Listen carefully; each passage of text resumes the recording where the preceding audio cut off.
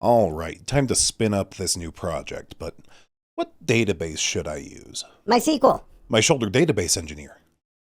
You should use MySQL because MySQL is fast. It's way faster than Postgres. Postgres is so slow.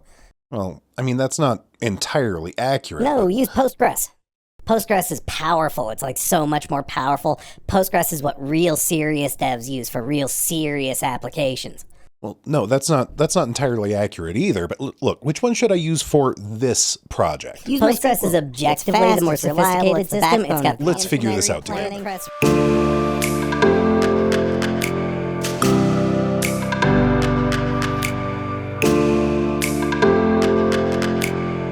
Hey folks, this is Dan with InMotion Hosting, and both of these guys are kinda right, but also a little off base. So today, we're here to talk about Postgres and MySQL, and help you decide which one is going to be better suited for you in the project that you're working on.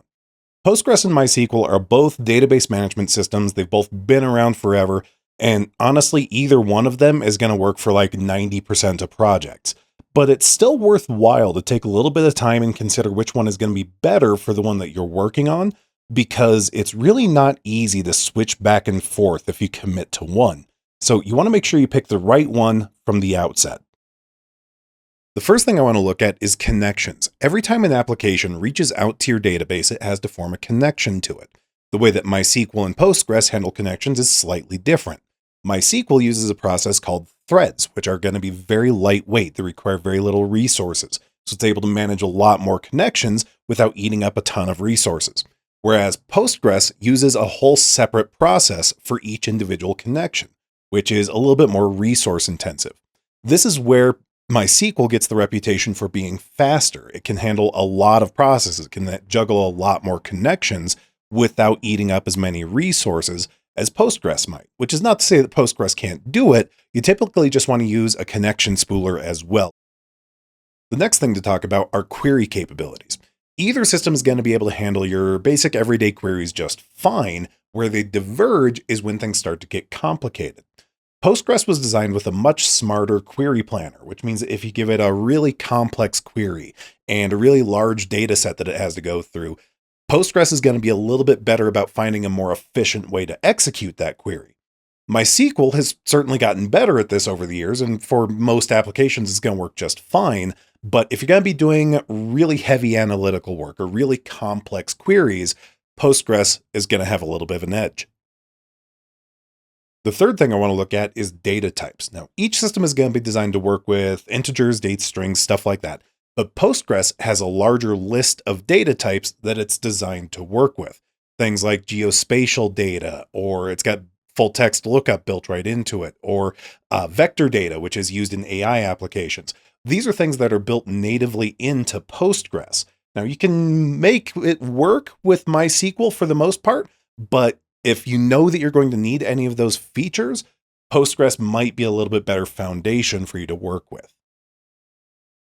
Now, this is, of course, all a gross oversimplification. There's a lot more to this than we can get into in a 5-minute video, but that's a very high-level overview of some of the technical differences between the two.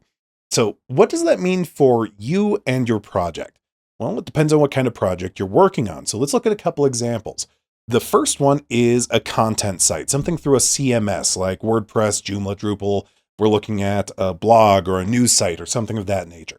With this, you're probably going to wind up in MySQL, and that is really where you want to be. MySQL was designed for exactly this kind of application where you're not really doing a lot of server-side processing, but you're serving up a lot of content really quickly to a lot of visitors.